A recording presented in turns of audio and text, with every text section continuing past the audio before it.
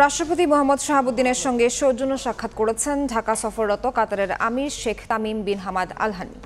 দুপুরে 12:30টার দিকে বঙ্গভবনে পৌঁছালে কাতারের আমিরকে ফুলেল অভ্যর্থনায় বরণ করে নেন রাষ্ট্রপতি মোহাম্মদ শাহাবুদ্দিন। পরে বৈঠকে বসেন রাষ্ট্রপতি ও কাতারের আমির।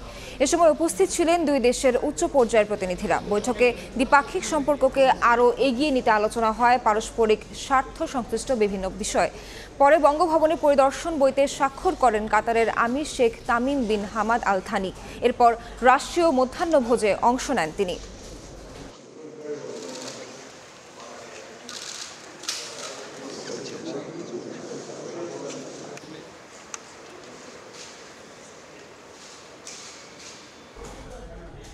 এ নিয়ে আলোচনার জন্য স্টুডিওতে আছেন সহকর্মী দেবাশিস রায়, যাচ্ছি তার কাছে। দেবাশিস, আমরা জানি যে গতকাল বাংলাদেশে এসে পৌঁছেছেন কাতারের আমির এবং আজকে প্রধানমন্ত্রীর কার্যালয়ে প্রধানমন্ত্রী শেখ হাসিনার সাথে কাতারের আমিরের বৈঠক হয়েছে। আপনি কিন্তু সেখানে সরাসরি উপস্থিত ছিলেন, সেখানকার চিত্র, সেখানে কি ঘটেছে একটু আমাদের সামনে সংক্ষেপে তুলে ধরেন।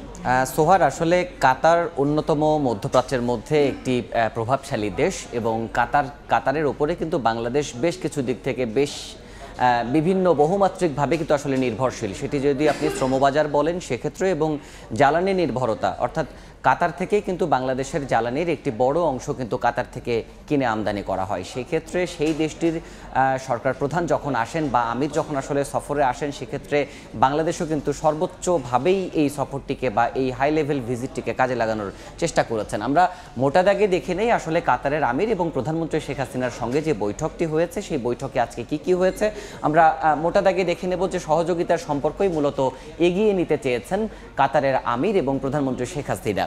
এর পাশাপাশি আমিরকে একান্ত বৈঠক যেটি হয়, অর্থাৎ দুই শীর্ষ নেতা যখন দ্বিপাক্ষিক বৈঠকে বসেন প্রতিনিধি দল নিয়ে, সেই বৈঠকে বসার আগে দুই শীর্ষ নেতা কিন্তু নিজেদের মধ্যে একান্ত বৈঠক করেন। সেই বৈঠকটি আজকে অনুষ্ঠিত হয়েছে এবং শীর্ষ প্রতিনিধি পর্যায়েও কিন্তু দ্বিপাক্ষিক বৈঠক অনুষ্ঠিত হয়েছে। যে শীর্ষ পর্যায়ের বৈঠকেও কিন্তু দুই দেশের যারা সরকার প্রধান বা দেশের নেতৃত্ব দিয়ে থাকেন তারাও সেখানে উপস্থিত ছিলেন এবং সব মিলিয়ে 10টি চুক্তি এবং সমঝোতা স্মারক সই হয়েছে দ্বিপাক্ষিক বৈঠকের পরে। এবং কাতারের আমিরের নামে কিন্তু কালশীতে একটি সড়ক এবং পার্কের নামকরণও করা হলো, সেটাও আপনারা প্রতিবেদনে নিশ্চয়ই লক্ষ্য করেছেন। দেবাশিস, সেক্ষেত্রে আমরা জানি যে 5টি সমঝোতা স্মারক এবং 5টি চুক্তি স্বাক্ষরিত হয়েছে। সেই সমঝোতা স্মারক এবং চুক্তির সম্পর্কে আমাদেরকে একটু বিস্তারিত জানাবেন। যদিও আসলে এই চুক্তিগুলো নিয়ে বেশ কদিন ধরেই আলোচনা চলছিল, বিশেষ করে কূটনৈতিক মহলে পররাষ্ট্র মন্ত্রণালয় কিন্তু এই চুক্তি এবং সমঝোতাগুলো নিয়ে পররাষ্ট্রমন্ত্রী ডক্টর হাসান মাহমুদ কিন্তু গেল কয়েকদিন ধরেই গণমাধ্যমে এগুলো নিয়ে কথা বলছিলেন। সব মিলিয়ে আসলে 11টি চুক্তি এবং সমঝোতা সইয়ের কথা ছিল, তবে শেষ পর্যন্ত একটি চুক্তি সই হয়নি। সব মিলিয়ে 5টি চুক্তি এবং 5টি সমঝোতা সই হয়েছে। আমরা মোটা দাগে দেখে নেব যে আসলে সেই 5 চুক্তিতে কি রয়েছে বা কোন বিষয়গুলোর উপরে চুক্তি সই করা হয়েছে। এর মধ্যে প্রাধান্যে রয়েছে বিনিয়োগ, উন্নয়ন এবং সুরক্ষা। আপনারা জানেন যে বাংলাদেশে যে 100টি অর্থনৈতিক অঞ্চল গড়ে তোলা হচ্ছে, সেই অর্থনৈতিক অঞ্চলগুলোতে বিদেশি বিনিয়োগ আহ্বান করেছে বাংলাদেশ এবং সেই বিনিয়োগ কিভাবে সুরক্ষা পেতে পারে এবং সেই বিনিয়োগের অর্থ কিভাবে সেই দেশগুলো আবার তাদের লভ্যাংশ হিসেবে নিয়ে যেতে পারে, সেটিকে বলা হচ্ছে বিনিয়োগের সুরক্ষা। সেটির পাশাপাশি দ্বৈত কর পরিহার, অর্থাৎ ডাবল ট্যাক্সেশন বলা হয় নির্দিষ্ট কিছু পণ্য আমদানি রফতানির ক্ষেত্রে, সেটি কাতার এবং বাংলাদেশ দ্বৈত কর পরিহার চুক্তির আওতায়, সেটিও এখন সম্মত হয়েছে। সেই চুক্তিটি হয়েছে।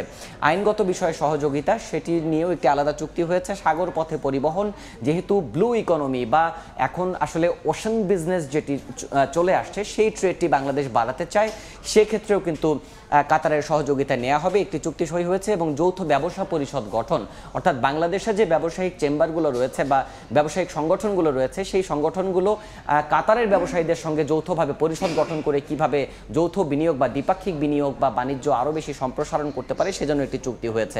আমরা একটু দেখে নিব আসলে সমঝোতাগুলো কি ছিল। এগুলো আমরা যেগুলো বললাম সেগুলো 5টি চুক্তি এবং 5টি সমঝোতা স্মারকের মধ্যে রয়েছে কূটনৈতিক প্রশিক্ষণ সহযোগিতা। এই কূটনৈতিক প্রশিক্ষণ সহযোগিতা বাংলাদেশ এবং ভারত একে অপরের মধ্যে করবে এবং উচ্চশিক্ষা এবং বৈজ্ঞানিক গবেষণার ক্ষেত্রেও কিন্তু কাতারের সহযোগিতা নিতে চায় বাংলাদেশ।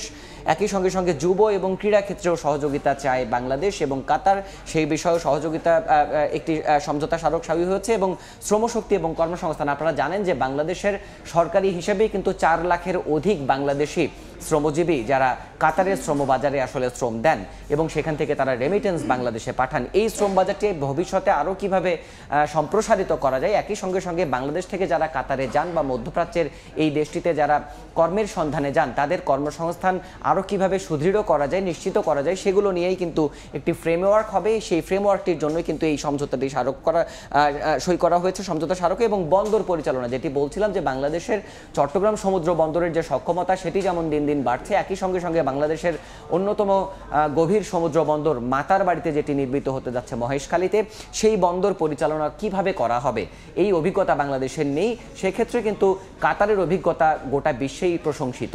সেই অভিজ্ঞতাটি বাংলাদেশও কাজে লাগাতে চায় এবং সেই চুক্তির আওতায় বা সেই সমঝোতার আওতায় যাতে কাতার বাংলাদেশ আরও বিস্তৃতভাবে কাজ করতে পারে, সে কারণেই কিন্তু এই সমঝোতাটি সই করা হয়েছিল। এই যে দেবাশিস, কাতারের যে আমির, ওনার যে এই সফরের মাধ্যমে কাতার বাংলাদেশের কাছ থেকে আসলে কি পেল সেই বিষয়ে আসলে যদি কিছু বাংলাদেশ কাতারের কাছ থেকে কি পেল এবং কাতার বাংলাদেশের কাছ থেকে কি পেল, মূলত এই সফরটির মধ্য দিয়ে এগুলোই এখন আলোচনায় বারবার উঠে আসবে। তারপরও মোটা দাগে যেটি বলা যায় যে বাংলাদেশের তরফ থেকে জ্বালানির যে বিষয়গুলো রয়েছে, বিশেষ করে আমরা যে জ্বালানিটি কিনি কাতার থেকে, সেটির আসলে যাতে সৃজনশীলভাবে এবং নিরবচ্ছিন্নভাবে বাংলাদেশকে সেই জ্বালানিটুকু দেয়া হয়, এই ব্যাপারেও আলোচনা হয়েছে। মূলত নতুন সরকার অর্থাৎ আওয়ামী লীগ সরকার টানা চতুর্থ মেয়াদে জানুয়ারি মাসে সরকার গঠনের পর এটি মধ্যপ্রাচ্যের কোনো হাই প্রোফাইল অতিথির বাংলাদেশ সফর এবং শিল্প বাণিজ্য এবং বিনিয়োগ বিষয়ক উচ্চ পর্যায়ের বৈঠকের মাধ্যমে কিন্তু আসলে মূলত এবারের যে আসলে সফর, সেই সফরে প্রাধান্য পেয়েছে শিল্প বাণিজ্য এবং বিনিয়োগ।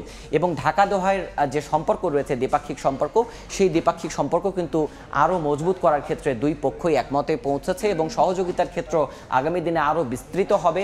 মূলত দুই শীর্ষ নেতার বৈঠকের পর সংশ্লিষ্ট কর্মকর্তারা সেটি বলছেন যে কাতারের আমিরের এবারের সফরের মধ্য দিয়ে দুই দেশের পারস্পরিক সম্পর্ক যেমন দৃঢ় হলো, একই সঙ্গে সঙ্গে ভূ রাজনৈতিক যে পরিস্থিতিটি চলছে এখন মধ্যপ্রাচ্যে বা বৈশ্বিক প্রেক্ষাপটে, সেক্ষেত্রেও কাতার এবং বাংলাদেশের বোঝাপড়ার জায়গাটি আরও স্পষ্ট হলো এই শীর্ষ পর্যায়ের বৈঠকের এবং শীর্ষ পর্যায়ের সফরের মধ্য দিয়ে। সোহার, ধন্যবাদ দেবাশিস, কাতারের আমিরের দেশে আসার যে আলোচনা এই বিষয়ে আমাদের সঙ্গে যুক্ত হওয়ার জন্য। আপনাকে ধন্যবাদ।